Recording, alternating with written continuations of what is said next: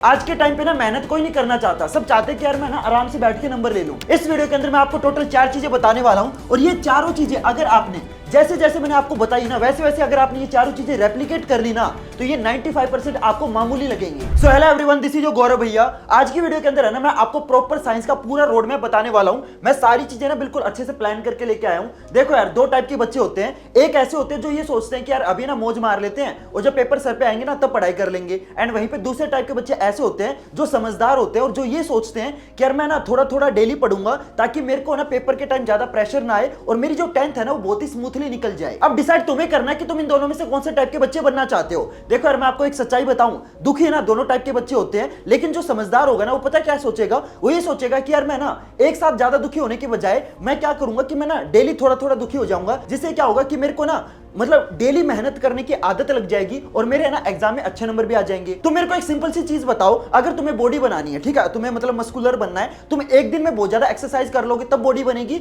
या फिर तुम डेली थोड़ा थोड़ा एक्सरसाइज करोगे तब बॉडी बनेगी। समझदार इंसान क्या करेगा, डेली थोड़ा थोड़ा एक्सरसाइज करेगा ना। वो ऐसे थोड़ी होगा कि यार मैं ना आज बहुत ज्यादा मोटिवेट हो गया हूं, मैं एक दिन है ना जिम में जाऊंगा, अच्छी सी एक्सरसाइज करूंगा और मेरी बॉडी बन जाएगी। ऐसे बॉडी नहीं बनती। और ये सेम चीज है ना आपकी पढ़ाई पे भी अप्लाई होती है। अगर आप ये सोचोगे ना कि मैं एग्जाम टाइम में एक दिन में बहुत ज्यादा पढ़ाई करके नंबर ले लूंगा, तो भाई आपसे बड़ा बेवकूफ कोई नहीं है। तुम्हें डेली थोड़ा थोड़ा पढ़ना है, लेकिन आपको किस तरीके से पढ़ना है ना वो आज की इस वीडियो के अंदर आपको मैं बताने वाला हूं। क्योंकि देखो यार, पढ़ते सारे बच्चे हैं, मेहनत सारे करते हैं, लेकिन सबके अच्छे नंबर नहीं आते। जो बच्चा सही तरीके से पढ़ता है ना, देखो एक बात हमेशा याद रखना कि स्मार्ट वर्क है ना हार्ड वर्क को बीट कर देता है। तो तुम्हें हार्ड वर्क तो करना ही करना है, लेकिन इस हार्ड वर्क को ना स्मार्टली तरीके से करना है, ताकि ऐसा ना हो कि यार आप डेली ना 8-8 घंटे पढ़ रहे हो और उसके बाद भी आपके नंबर नहीं आ रहे। हमें डेली 8-8 घंटे नहीं पढ़ना, हमें डेली 2 घंटे पढ़ना है, लेकिन उस 2 घंटे के अंदर क्या पढ़ना है ना और किस तरीके से पढ़ना है वो मैं आज की इस वीडियो के अंदर आपको बताने वाला हूं। तो वीडियो को स्टार्ट करते हैं। तो सबसे पहले आपको यह पता होना चाहिए कि भाई आपके साइंस के पेपर के अंदर जो मार्क्स डिस्ट्रीब्यूशन है ना वो आपका किस तरीके से होने वाला है। तो आपको पता है जो साइंस है ना ये टोटल 3 पार्ट्स में डिवाइडेड है।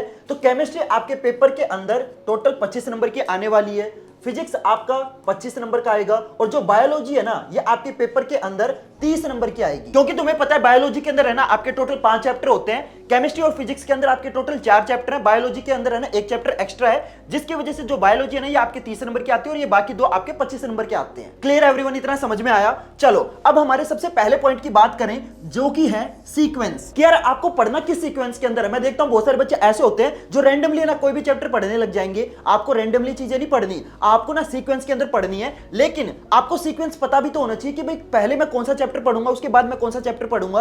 क्योंकि देखो यार, जो आप चैप्टर सिलेक्ट करते हो ना पढ़ने के लिए वो आपका ना बहुत बड़ा इंपैक्ट डालता है। अगर मान लो फॉर एग्जांपल आप पहले ना ह्यूमन आई वाला चैप्टर पढ़ना स्टार्ट कर दिया और उसके बाद अगर आप लाइट वाला चैप्टर पढ़ोगे ना, तो मैं आपको बता रहा हूं ह्यूमन आई वाला चैप्टर आपको समझ नहीं आने वाला। तो तुम किस सीक्वेंस के अंदर पढ़ रहे हो ना ये भी बहुत इंपॉर्टेंट है। तो आज की वीडियो के अंदर सबसे पहले मैं आपको ये बताता हूं कि भाई आपको ना किस सीक्वेंस के अंदर पढ़ना है। तो पहले बात करें केमिस्ट्री की, तो केमिस्ट्री के अंदर जो आप सबसे पहला चैप्टर उठाओगे ना that will be acid base and salts. तुम्हें केमिस्ट्री के अंदर सबसे पहले ये वाला चैप्टर करना है, क्योंकि ये पेपर में है ना आपका टोटल 6 नंबर का आएगा। ठीक है, मैं आपको ना चैप्टर वाइज भी बताऊंगा कि कौन सा चैप्टर आपके पेपर में कितने नंबर का आने वाला है। तो सबसे पहले आपको पहला चैप्टर कौन सा करना है, एसिड बेस एंड सोल्ट वाला करना है। इसके बाद दूसरा चैप्टर आप उठाओगे केमिकल रिएक्शन एंड इक्वेशंस, और ये चैप्टर आपका पेपर के अंदर 7 नंबर का आएगा। और उसके बाद आप जो सबसे मेन चैप्टर है ना that is carbon and its compound, ये चैप्टर आपको तीसरे नंबर पे उठाना है। देखो यार, ये जो चैप्टर है ना ये आपका वैसे तो बहुत ज्यादा इंपॉर्टेंट है, लेकिन ये पेपर के अंदर है ना आपका सिर्फ 5 नंबर का आता है। और सबसे लास्ट में जो आप चैप्टर उठाओगे ना that is metals and non metal, क्योंकि ये चैप्टर ना इन सभी चैप्टर में सबसे मुश्किल है। और ऐसा कोई जरूरी नहीं है कि जो सीक्वेंस मैंने आपको बता दी आपको वही सीक्वेंस फॉलो करनी है। आपको क्या करना है, देखो मैंने ये अपने हिसाब से अपने एक्सपीरियंस के बेस पे बताई है कि भाई अगर आप इस सीक्वेंस को फॉलो करोगे ना तो आपके बेटर नंबर आएंगे, आपको ज्यादा चीजें अच्छे से समझ में आएगी। लेकिन आप अपने हिसाब से ना इस सीक्वेंस को चेंज कर सकते हो, लेकिन सीक्वेंस जो भी रखोगे ना वो इस मतलब हिसाब से रखना कि भाई जो चैप्टर आपको सबसे इजी लगता है ना आपको सबसे पहले वो चैप्टर करना है, और जो आपको सबसे हार्ड चैप्टर लगता है ना वो आपको सबसे लास्ट में रखना है। क्लियर एवरीवन, ये चीज समझ में आई? ठीक है, इसके बाद अगला सब्जेक्ट आता है दैट इज फिजिक्स। वैसे तो साइंस का ये पार्ट है, सब्जेक्ट नहीं है ये। तो फिजिक्स के अंदर आपको चैप्टर सिलेक्शन किस तरीके से करना है, सबसे पहले जो सबसे मेन चैप्टर है ना that is light reflection and refraction. ये चैप्टर सबसे मुश्किल चैप्टर माना जाता है। मुश्किल नहीं है, इसको बस ये मान के चलो कि ये चैप्टर ना आपका थोड़ा सा लेंथी है। ठीक है, लेकिन ये चैप्टर आपका फिजिक्स का बेस है और ये चैप्टर आपका पेपर के अंदर 7 नंबर का आएगा, जो कि बहुत इंपॉर्टेंट है। तो सबसे पहले आपको लाइट वाला चैप्टर करना है, इसके बाद आप ह्यूमन आई वाला चैप्टर करोगे। देखो, अगर आप ह्यूमन आई वाला चैप्टर इससे पहले करोगे ना, तो मैं आपको बता रहा हूं ये चैप्टर आपको बिल्कुल समझ नहीं आएगा। तो तुम्हें पहले लाइट वाला चैप्टर करना है, इसके बाद ह्यूमन आई वाला चैप्टर करना है, और ये चैप्टर आपका पेपर में 5 नंबर का आएगा। और उसके बाद आपको इलेक्ट्रिसिटी वाला चैप्टर करना है। देखो, मैं आपको एक चीज बता देता हूं, ये ना आपकी फिजिक्स के अंदर है ना यूनिट होती है, ये आपकी एक यूनिट है और ये आपकी एक यूनिट है। तो जब भी तुम पढ़ोगे ना, तो आपको किस तरीके से पढ़ना है, आपको ना यूनिट वाइज चलना है। पहले आपने एक यूनिट करी, उस यूनिट के जितने भी चैप्टर है ना वो आपको सारे कंप्लीट कर लेने हैं, और उसके बाद आपको दूसरी यूनिट स्टार्ट करनी है। मैं देखता हूं बहुत सारे बच्चे पता क्या करेंगे, पहले ना लाइट वाला चैप्टर कंप्लीट कर लेंगे, इसके बाद इलेक्ट्रिसिटी वाला चैप्टर स्टार्ट कर देंगे। ये अपना सबसे बड़ी मिस्टेक है। आप अगर कोई यूनिट स्टार्ट करते हो ना, तो उस यूनिट के जितने भी चैप्टर है पहले आपको वो करने हैं, और जब आपकी वो यूनिट कंप्लीट हो जाए ना, इसके बाद आपको अगली नई यूनिट स्टार्ट करनी है। क्लियर एवरीवन, ये चीज समझ में आई। इसके बाद आपका अगला सब्जेक्ट आता है बायोलॉजी, और बायोलॉजी के अंदर आपको किस सीक्वेंस को फॉलो करना है। तो सबसे पहले आप जो सबसे इंपॉर्टेंट चैप्टर है ना, दैट इज रिप्रोडक्शन। तो ये चैप्टर आपका बायोलॉजी का सबसे इंपॉर्टेंट चैप्टर है, और अगर आप क्लास 11th में मेडिकल स्ट्रीम लेना चाहते हो ना, तो ये मान के चलो ये तो मतलब सबसे इंपॉर्टेंट चैप्टर है, ठीक है। और ये चैप्टर आपका पेपर के अंदर 7 नंबर का आने वाला है। इसके बाद आपको जो अगला चैप्टर करना है, दैट इज आवर एनवायरमेंट वाला चैप्टर। बहुत ही इजी चैप्टर है, ये मान के चलो अराउंड 1-2 दिन में कंप्लीट हो जाएगा। और ये जो चैप्टर है ना, इजी होने के अलावा ये जो चैप्टर है ना, ये आपके पेपर के अंदर 5 नंबर होल्ड करता है। मतलब समझ रहे हो, सिर्फ 1-2 दिन की मेहनत से आप 5 नंबर स्कोर कर सकते हो। तो दूसरे नंबर पे आपको आवर एनवायरमेंट वाला चैप्टर करना है, इसके बाद आपको लाइफ प्रोसेस वाला चैप्टर करना है, और उसके बाद आपको कंट्रोल एंड कोऑर्डिनेशन वाला चैप्टर करना है, और सबसे लास्ट में आप कौन सा चैप्टर करोगे, हेरिडिटी वाला चैप्टर। तो आपको ना इस सीक्वेंस को फॉलो करना है। और मैं आपको बता रहा हूं, देखो यार, अभी तक हो सकता है कि आपको साइंस मुश्किल लगती थी, लेकिन अगर आप इस सीक्वेंस से अगर साइंस को पढ़ोगे ना, तो मैं आपको बता रहा हूं, आपको ना साइंस इतनी ज्यादा इजी लगेगी, मतलब आप सोच नहीं सकते। तो आप जब भी साइंस को पढ़ोगे, इस सीक्वेंस के अंदर पढ़ना है। और मैंने आपको ये भी बता दिया कि भाई कौन सा चैप्टर आपका पेपर के अंदर कितने नंबर का आने वाला है। रिप्रोडक्शन वाला चैप्टर आपका 7 नंबर का आएगा, आवर एनवायरमेंट वाला 5 नंबर का आएगा, लाइफ प्रोसेस वाला चैप्टर जो कि बहुत इंपॉर्टेंट चैप्टर है, ये आपका 7 नंबर का आएगा। कंट्रोल एंड कोऑर्डिनेशन थोड़ा सा मतलब बच्चों को मुश्किल लगता है ये चैप्टर, हालांकि अगर आप मेरे वन शॉट लेक्चर से देखोगे तो आपको इजी लगेगा। ये चैप्टर आपका 6 नंबर का आएगा। और हेरिडिटी जो कि सबसे मतलब मुश्किल चैप्टर मानता हूं मैं, मतलब फिजिक्स, केमिस्ट्री और बायोलॉजी तीनों को अगर मैं मिलाऊं ना, तो सबसे जो मुश्किल चैप्टर है वो आपका हेरिडिटी वाला चैप्टर है। लेकिन ये चैप्टर आपको खुशी की बात है कि ये चैप्टर आपका पेपर के अंदर सिर्फ और सिर्फ 5 नंबर का आएगा। तो देखो यार, मैंने आपको ये तो बताया कि आपको किस सीक्वेंस के अंदर पढ़ना है, लेकिन मैंने आपको साथ में ये भी बता दिया कि भाई आपका पेपर के अंदर कौन सा चैप्टर कितने नंबर का आने वाला है। तो यार इतना तो बनता है कि तुम प्लीज वीडियो को लाइक कर देना, ठीक है। अब हमारा सेकंड स्टेप आता है। तो पहला स्टेप आपको समझ में आया कि भाई आपको किस सीक्वेंस के अंदर पढ़ना है। अब मैं आपको बताता हूं एक ऐसा टॉप सीक्रेट स्टेप जो कि मैं आपको गारंटी के साथ बोल रहा हूं, ये जो स्टेप है ना, ये आपको पूरे YouTube पे आज तक किसी ने भी नहीं बताया होगा। और ये जो दूसरा स्टेप है ना, इसके अंदर आपको क्या करना है, इसके अंदर है ना आपको अपनी रिवीजन पे फोकस करना है। लेकिन आप रिवीजन करोगे कहां से, आपको यूज करने हैं ये फ्लैश कार्ड्स। अब हो सकता है बहुत सारे बच्चों को फ्लैश कार्ड के बारे में पता ना हो, तो ये रेंशो कंपनी के फ्लैश कार्ड है। वैसे देखो यार, बहुत सारे अलग अलग कंपनी के फ्लैश कार्ड आते हैं।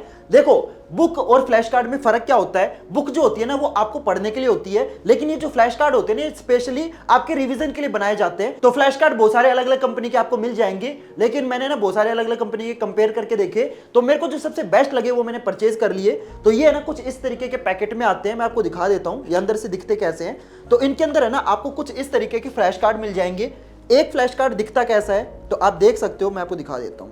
तो ये एक फ्लैश कार्ड है, ठीक है, ये लाइट वाले चैप्टर का फ्लैश कार्ड है। आपको यहाँ पे ना दिख रहा हो तो मैं यहाँ पे दिखा देता हूँ। तो जैसे कि आप देख सकते हो, केमिकल रिएक्शन एंड इक्वेशन वाले चैप्टर का फ्लैश कार्ड है। तो आपके जितने भी इंपॉर्टेंट रिएक्शन है, जितने भी इंपॉर्टेंट एग्जांपल है, सारी चीजें आपको ना एक ही जगह अच्छे से अरेंज की हुई मिल जाएगी। तो आपको ना बुक में अलग अलग चीजें ना बार बार ढूंढने की जरूरत नहीं है। तुम्हें सिंपल क्या करना है, फ्लैश कार्ड निकालना और चैप्टर को रिवाइज कर लेना है। तो आपको ना अलग से नोट्स वगैरह या फिर बुक वगैरह पढ़ने की कोई जरूरत नहीं है। सबसे पहली चीज, आपको नोट्स बनाने की जरूरत नहीं है। दूसरी चीज क्या होती है कि आप ना बुक को हर जगह कैरी नहीं कर सकते, लेकिन ये आपके जो फ्लैश कार्ड है इतने छोटे से हैं कि आप इनको ना लिटरली अपने पॉकेट के अंदर डाल के कैरी कर सकते हो, और जहां चाहो वहां पे आप अपनी रिवीजन कर सकते हो। मैं आपको दिखा देता हूं, ये आपका केमिकल रिएक्शन एंड इक्वेशन वाले चैप्टर का फ्लैश कार्ड है, ये आपका एसिड बेस एंड सोल्ट वाले चैप्टर का है। तो आप यहाँ पे देख भी सकते हो, ये रहा मेरे पास एसिड बेस एंड सोल्ट वाले चैप्टर का फ्लैश कार्ड। तो आप देख रहे हो मतलब लिटरली सेम है, और इतनी सारी चीजें आपको लिटरली एक ही पेज पे मिल रही है, और दोनों तरफ जितने भी आपके इंपॉर्टेंट फॉर्मूला है, जितने भी आपकी इंपॉर्टेंट आइडेंटिटी है, जितने भी आपके इंपॉर्टेंट न्यूमेरिकल है, chemical reaction, equation,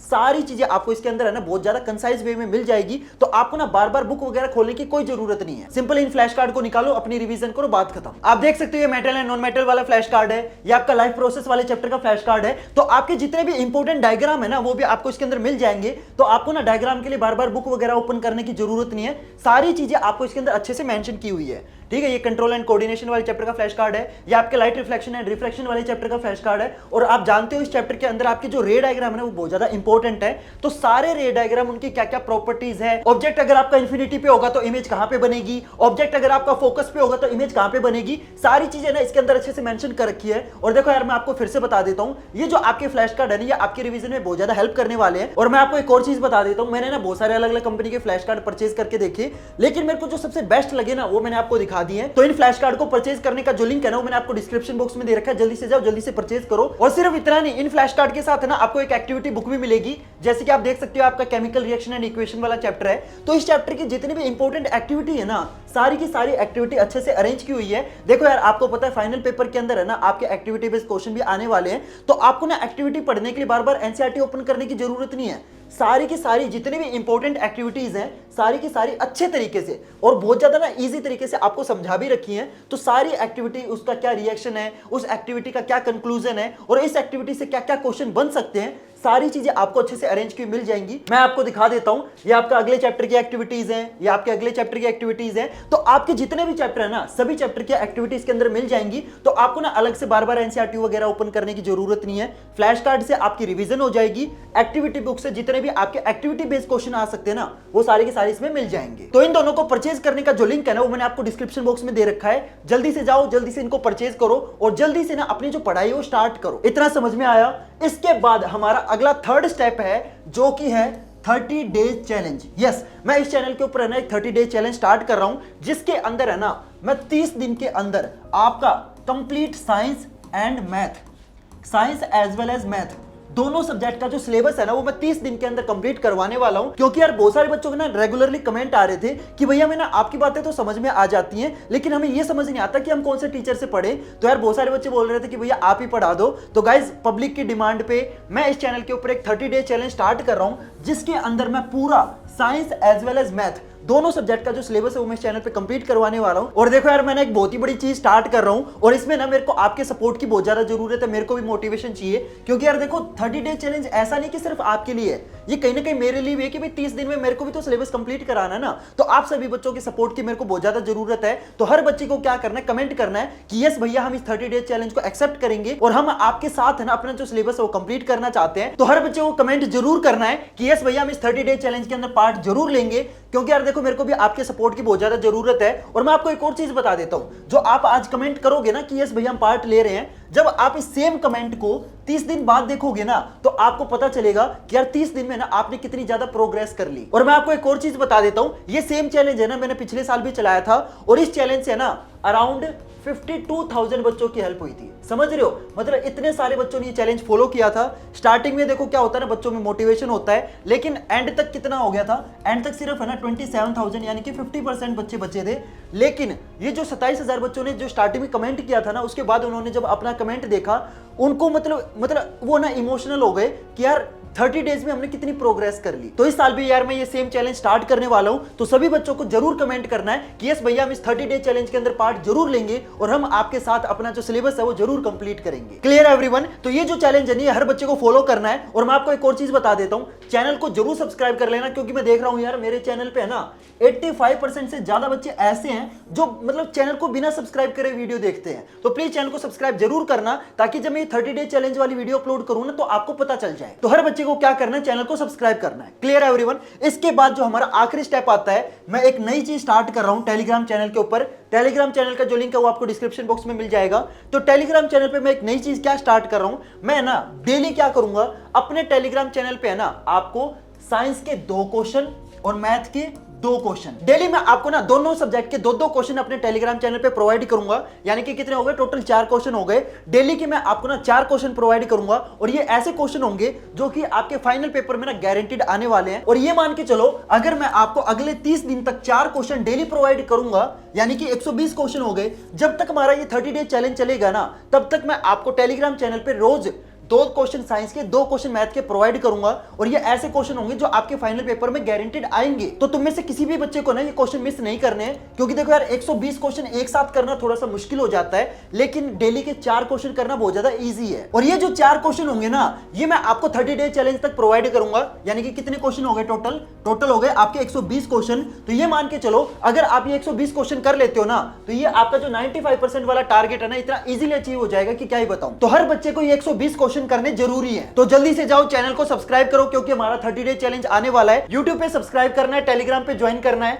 Telegram channel का लिंक मैंने आपको डिस्क्रिप्शन बॉक्स में दे रखा है, जल्दी से जाओ, जल्दी से ज्वाइन करो। और मैं आपको एक और चीज बता देता हूं, इन फ्लैश कार्ड का जो लिंक है ना, ये भी आपको डिस्क्रिप्शन बॉक्स में मिल जाएगा। जल्दी से जाओ, जल्दी से इन फ्लैश कार्ड को परचेज करो, क्योंकि देखो यार मैं बता रहा हूं, इससे बेस्ट है ना रिवीजन आप किसी और चीज से कर ही नहीं सकते। तो लिंक आपको डिस्क्रिप्शन बॉक्स में मिल जाएगा, जल्दी से जाओ, जल्दी से परचेज करो। तो चलो गाइस, मिलते हैं फिर अगली वीडियो में 30 डे चैलेंज के साथ। तब तक के लिए good bye and have a nice day.